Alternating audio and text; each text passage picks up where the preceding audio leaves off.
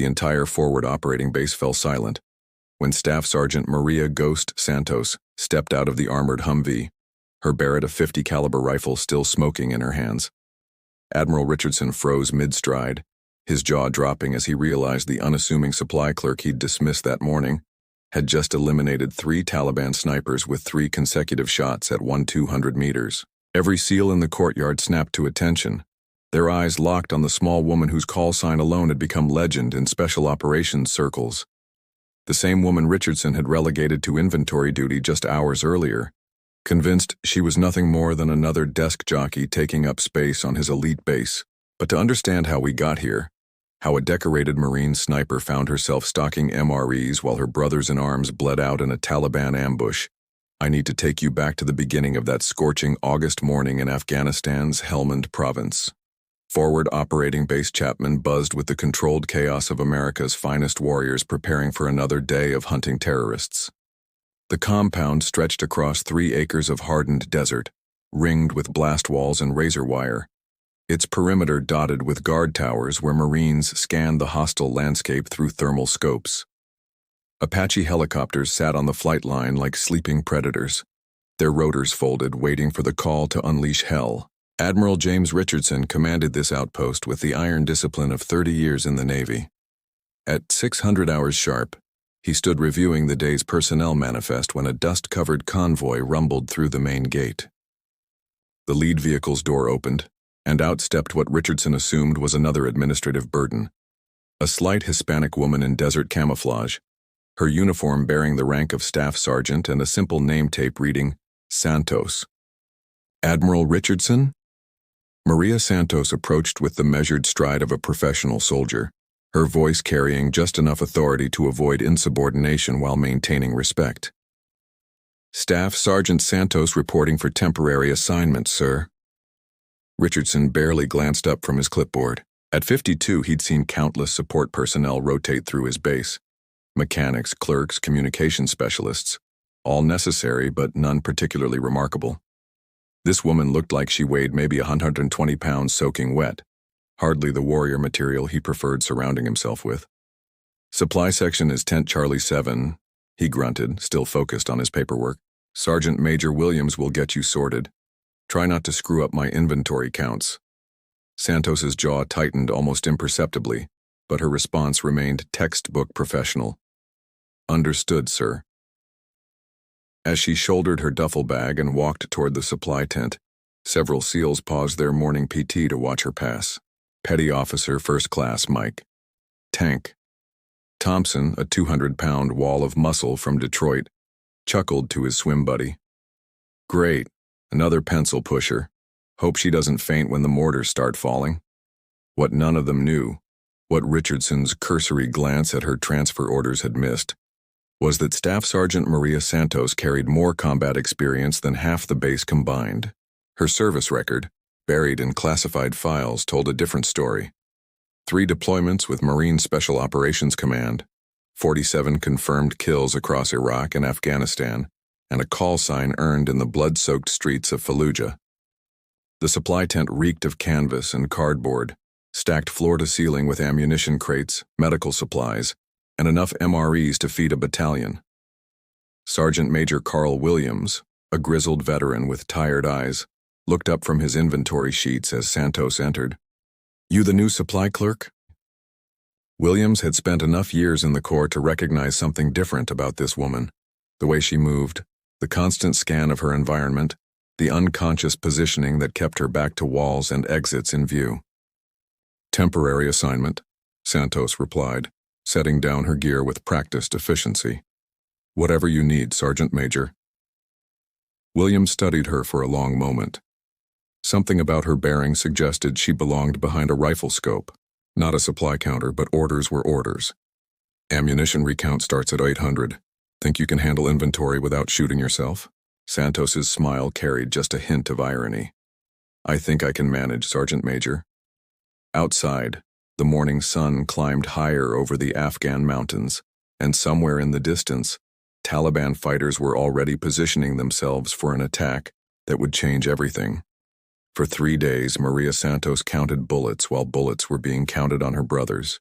She organized medical supplies with the same precision she'd once used to organize kill zones, her hands steady, as she stacked trauma kits that could save the lives of men who saw her as just another support soldier playing dress-up. The irony wasn't lost on her. 2 weeks ago, she'd been providing overwatch for SEAL Team 6 in the Hindu Kush Mountains. Now she was rationing toilet paper because Admiral Richardson couldn't see past his own preconceptions. Petty Officer Thompson and his teammates made their opinions clear during daily supply runs. "Hey, Santos," Thompson called out while requisitioning night vision batteries. "You ever actually fire that M4, or is it just for show?" Santos looked up from her paperwork, her dark eyes meeting his with unwavering calm. "When necessary, Petty Officer." "Right," Thompson snorted. "Well, try not to shoot any of us in the back when the real fighting starts."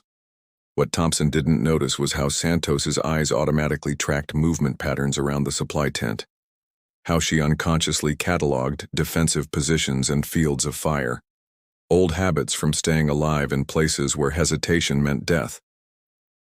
Sergeant Major Williams, however, was beginning to notice things. The way Santos could estimate ammunition weights by sight, how she instinctively checked weapon serial numbers against maintenance logs without being asked, the fact that she never seemed startled by incoming helicopter rotors or outgoing artillery. "Where'd you serve before this?" Williams asked on the third afternoon, watching Santos reorganize the medical supplies with suspicious efficiency. "Here and there, Sergeant Major. Marines don't usually get here and there assignments to Navy bases." Santos paused in her inventory, meeting Williams's knowing gaze. "Sometimes the Corps loans out specialists." "What kind of specialists?" Before Santos could answer, the base's emergency klaxon shattered the afternoon quiet.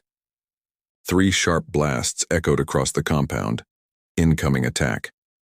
Within seconds, the controlled chaos of a military base transformed into the deadly ballet of combat preparation. And somewhere beyond the perimeter, Taliban fighters were raising their weapons toward the men Santos had been trained to protect. The attack came from 3 directions simultaneously. Taliban fighters, armed with PKM machine guns and rocket-propelled grenades, had positioned themselves in the rocky outcroppings 800 meters north of the base. Their plan was textbook insurgent warfare: pin down the Americans with sustained fire while suicide bombers approached from the east and west flanks. Admiral Richardson's voice crackled over the base-wide communication system. "All personnel to defensive positions. This is not a drill." Santos was securing ammunition crates when the first RPG detonated against the perimeter wall, showering the compound with concrete fragments. Through the supply tent's canvas walls, she could hear the distinctive crack of AK-47 fire, mixing with the deeper roar of American M240 machine guns returning fire. "Santos!" Sergeant Major Williams grabbed her shoulder as another explosion rocked the base. "Get to the bunkers with the other support staff." But Santos was already moving toward the tent's weapon rack, her hands closing around an M4 carbine with the fluid motion of thousands of hours of training. "Sergeant Major, I need you to call the TOC and tell them we have enemy snipers in the northern ridgeline." Williams stared at her. "How the hell do you know that?" "Because I've been watching them for the past 10 minutes. Outside, the battle was intensifying. A SEAL team had been caught in the open during a routine patrol, pinned down behind a disabled Humvee 200 meters from the main gate. Tank Thompson's voice cut through the radio chatter, desperation creeping into his usual bravado. "Base, this is Bravo 27. We're taking effective sniper fire from multiple positions. We've got 2 wounded and can't move without getting our heads blown off." Admiral Richardson stood in the Tactical Operations Center, watching his men die through drone footage while his base's designated marksmen fired uselessly at targets beyond their effective range. The Taliban snipers had positioned themselves perfectly, too far for accurate rifle fire, too close for artillery without risking friendly casualties. "Sir," the radio operator called out, "Bravo 27 is requesting immediate sniper support. They're running low on ammunition and medical supplies." Richardson's jaw clenched. His best long-range shooters were already deployed elsewhere, and the next closest support was 30 minutes away by helicopter. 30 minutes his men didn't have. "Admiral?" The voice came from behind him, calm and professional despite the chaos erupting around the base. Richardson turned to see Staff Sergeant Santos standing in the TOC doorway, no longer carrying an M4, but something far more substantial. A Barrett .50 caliber sniper rifle that seemed almost as large as she was. "Sir, I can make those shots." Richardson's first instinct was to laugh. This supply clerk thought she could do what his trained marksman couldn't. But something in Santos's eyes, a cold professional certainty, gave him pause. Another explosion rocked the base. Time was running out. Richardson had no choice. "Do it." Santos moved with the fluid precision of a master craftsman returning to familiar tools. She positioned herself on the North Tower's firing platform, the Barrett's bipod legs extending with mechanical clicks that seemed unnaturally loud despite the surrounding gunfire. Through her scope, she could see the Taliban sniper positions clear as daylight, muzzle flashes winking from rocky crevices like deadly fireflies. Her first shot thundered across the compound with the authority of God's own hammer. 800 meters away, a Taliban fighter simply ceased to exist, his body tumbling from the rocks like a discarded puppet. The second shot came 30 seconds later. Another fighter, another perfect hit. The third shot silenced the last sniper position, and suddenly the battlefield fell quiet, except for the ringing in everyone's ears. Admiral Richardson stood frozen, watching this unassuming woman chamber another round with movements so practiced they looked choreographed. When Santos finally looked up from her scope, her dark eyes met his with the calm confidence of someone who had just completed routine paperwork rather than executed 3 perfect kills at impossible range. "Admiral?" Sergeant Major Williams approached with a manila folder in his hands, his voice carrying a mixture of awe and embarrassment. "I think you need to see Staff Sergeant Santos's complete service record." Richardson opened the folder, and his face went pale as he read. 3 Bronze Stars, 2 Purple Hearts, Marine Scout Sniper School Honor Graduate, 47 confirmed kills across multiple deployments. Call sign, Ghost, earned after she eliminated an entire Taliban cell in Fallujah without anyone knowing she was there until the shooting stopped. Every SEAL in the courtyard snapped to attention as Richardson slowly walked toward Santos, his hand rising in the most respectful salute he'd given in 20 years of command. "Ma'am," he said simply. "Thank you for saving my men." Santos returned the salute with quiet dignity. "Just doing my job, Admiral." In the distance, Thompson and his team were already moving toward safety, alive because a woman they'd dismissed as just another supply clerk had been watching over them all along. Some angels, it turned out, carried Barrett rifles instead of harps.